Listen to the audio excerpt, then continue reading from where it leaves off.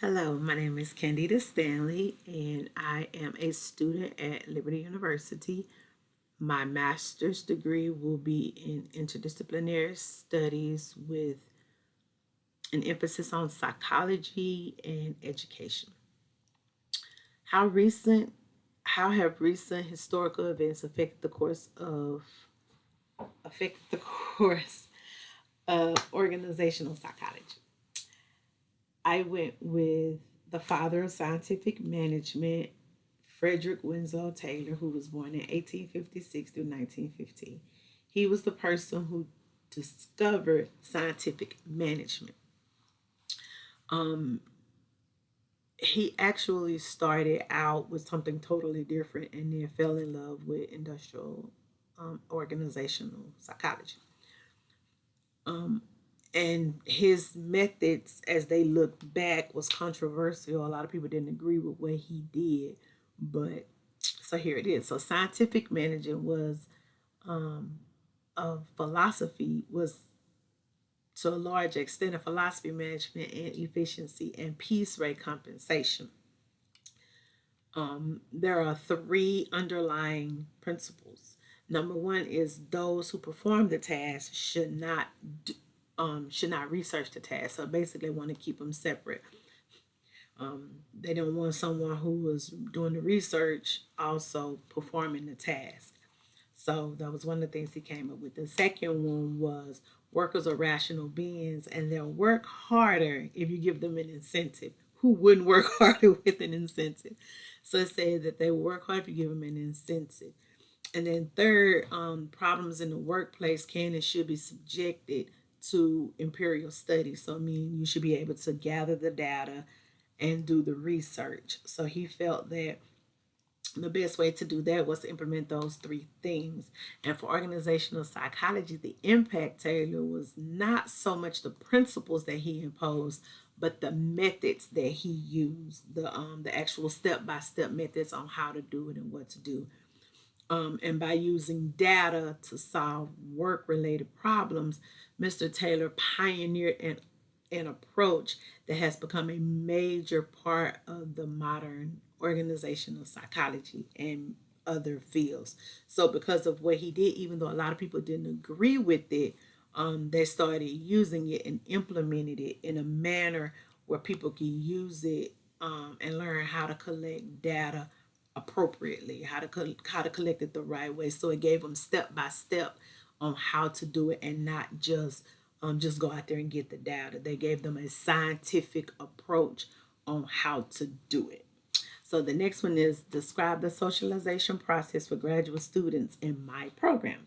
As I stated earlier, I am interdisciplinary studies. So that with that being said, I'm doing psychology and education. So the socialization process for graduate students in interdisciplinary studies can vary depending on the person. And that's one of the reasons why I went with it is because I can go and get and do what I need to do for me. Um, Traditionally, socialization in academia has been rather, it's very informal. You just kind of get in where you fit in, do what you do, write it all out, and take the classes that you want that would benefit where you're trying to go and what you're trying to do. There are common elements that will help with the process. There's orientation, where you go and you get all your information, you get everything you need. And graduate programs, you're introduced to faculty, staff. But with me, I personally am an online student, 100%. So that meant I had to build a community. So you build a community. Um, there are students with different backgrounds, diverse interests, and you want to make sure that you have a community and build relationships with people to help you get where you're trying to go. Another thing is cross disciplinary collaboration. So that means you also need to be able to get along with people and encouraged to work on research projects, attend seminars, participate in workshops, and all these different things. So you get to experience different opportunities in both fields. So that's one of the things. You do mentorship. They will help you find you a mentor, someone who can help guide you and help you navigate these treacherous waters. Also, mentors can provide guidance on course selection, research opportunities, and career pathways as well. You get professional development, graduate programs. It includes workshops, academic writing, presentation skills, grant writing, all these different things. As I stated, mine isn't just in industrial psychology. I am an interdisciplinary student because of what I'm trying to do and where I'm trying to go. Also, there's culture, intellectual, and exchange. But overall, the socialization process for graduate students is characterized by collaboration, community building, and a pursuit of interdisciplinary scholar. You get to engage with peers, faculty, people. You get to build a relationship with a whole lot of different people. And the newcomers and create job and business depends on the combination of everything. Everything needs to work together in order for the graduate student to be successful. If I just say, hey, I'm just going to go take these classes, but I'm not going to take the time to actually research it and do everything I need to do and build relationships stuff, I'm not going to be successful, or that graduate student isn't going to be successful. You cannot do anything by yourself. You need help. You need a community. You need a mentor. So in order for you to be successful, you need to focus on these areas. And these programs can enhance your overall experience and help the student to be successful. So next we have how can organization reduce or prevent work-family conflict? When it comes to work family conflict, you want to ensure that you as a person are prepared for what is ahead of you. You want to make sure you have flexible work arrangements, but the job wants to also ensure that it has the flexibility that you need and offer flexibility that it can offer you. It can offer you options, working from home, telework. It can, help you come up with different days that may be more beneficial for you and your family. Yes, it's a job, and yes, they have rules and regulations in place, but sometimes conflict occurs, and when that conflict occurs, you want to ensure that you have an opportunity to do something different. So flexible work hours, part-time schedules, all these things can help. Family friendly policies. You want to make sure that you have things that your family can do and things that will help this employees this employee and his or her family as well. So you want to implement family policies and parental leave and child care assistance. All of these things are perks that you want to, these incentives that you want to give to make it a little bit easier for this person that's coming in and working for you. Work life balance programs. You want to develop work life, such as employee assistance program, wellness initiatives. You also want to make sure that you're supporting this person mentally, physically, spiritually, if you can, if that's, a part of what you want to do.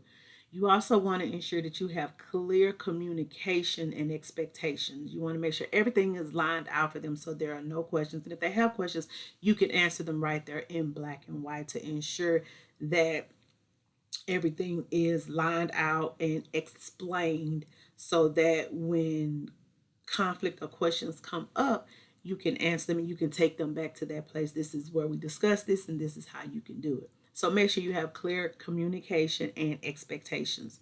You want to make sure your deadlines are lined out. Managers should engage in open dialogue with your employees. You want to make sure that you have a relationship and that you are communicating effectively. So make sure that you're doing everything as a manager that you're supposed to do so that that person feels confident in your leadership skills. You want to promote cultural and flexibility and support. As I said earlier, you want them to feel that they can trust you with their career. You want to make sure that they understand what is expected of them as well, as what they expect from the company. So you want to make sure everything is lined out and understood clearly and very concise. And you want to recognize any rewarding employees. You want to make sure that you offer these incentives to people, give them something to work towards, not just a paycheck. Because if you give someone something to work towards, they'll do a better job for you. You also want to make sure that you have training and development, that those who want to advance and go further, that they have that opportunity, that there's not just a glass ceiling that they can see elevation, but they can't go anywhere. So you want to ensure that you have strategies and things in place that's going to help them develop themselves as a person, as an employee, that it'll just help them go a little bit further. Um, so you also want to help them to effectively balance their work life balance as well. So make sure that you're trustworthy, and that you are doing your part as a manager, and they'll do their part as an employee. And also ultimate, and that will reduce the work family conflict. Just give them a safe space where they can come in and feel safe while they're working. So performance assessment program for employee development. Um, Techniques that I would use. I actually like the Murphy's List. I think it gave a very good step to look at. So the job performance of the whole person, I think that it didn't just say, okay, you come to work and do your job. It made sure that it explained not just during working hours, but after working hours as well. So the whole person. So I would use the enroll performance for the technical aspects to make sure that they are doing what they say they can do and that they know how to do what is asked of them. So if I tell someone I need you to cook food, you need to know how to cook. I'm hiring you as a cook. So you need to know how to cook. So if you can't cook, then you can't work as a chef. So make sure you can do what you say you can do. And this will help assess their performance, that I can do what I say I can do. So I would use the enroll performance for all technical aspects. Also, make sure I would use the extra role performance for non-technical abilities. So things like motivation, communication, that we can talk and you can speak and talk eloquently, and not, you know, stumble a lot like I've been doing a little bit. But make sure that they are doing what they say they can do. Um, Also, the downtime behaviors. This will discuss any behaviors that occur outside of work. Do they drink?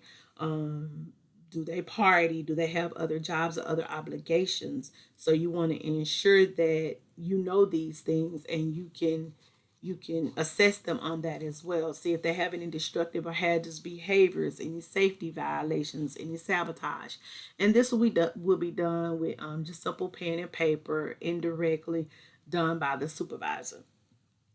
And with that, as a supervisor, you want to ensure that you are being firm yet fair. So make sure that if you feel like you have a problem with that person, get someone else to do their assessment, and that way they have a fair shake at everything that is going on, and that will be presented to them and will be received from them. So make sure that you get along with that person and make sure that you are firm and fair. Lastly, number six, what are some possible common organization constraints and how could they lead to counterproductive behaviors? So, some counterproductive restraints are poor communication. If I, as a manager, cannot communicate effectively or cannot tell you what it is I need you to do, then how can I expect you to do it and to do it effectively in the correct way? Um, Poor communication leads to inadequate communication channels. It leads to communication breakdowns, conflict, all kind of things. So make sure you can communicate. You get misinformation. Communication is key. It is key. You have to be able to communicate and to say what you need to say the right way, the way it needs to be said. Another one is employee absenteeism. It's one of the words I can't say. Absenteeism. People are paid to come to work to do a job. There are so many people that go to work and they have to do their job. People are paid to come to work to do a job. If you are at work, do your job. Point blank, period. If you are at work, do your job. If you are not at work and you're supposed to be at work, then you're wrong. So, employee absenteeism is one of those things where you want to ensure that you are doing what you're getting paid to do. So make sure that a rigid work environment that does not accommodate flexibility, work life balance, all of these things can cause problems. So make sure that you know, as a manager, that you are flexible but not too flexible. You know, gotta, it's a halfway point. You gotta meet in the middle somewhere. But employee absenteeism is one of the counterproductive behaviors. Another one is deliberately wasting time. Like, for example, sitting at the computer playing a computer game when you're supposed to be working, or sitting there talking to your friend when you're supposed to be working. All of these things are counterproductive. So ensure that you are doing your job the way you're supposed to do it. And workplace violence, make sure that you're not, you know, cussing people out and attacking people at work. All of these are counterproductive. If you have a problem with someone, you should be able to talk about it and communicate. And as even as a manager, don't talk down to people. You know, make sure that you provide a safe workspace, a safe environment. So at this time, this concludes my presentation. Again, my name is Candida Stanley, and I am a graduate student at Liberty University. And thank you so much for your time. Have a good evening.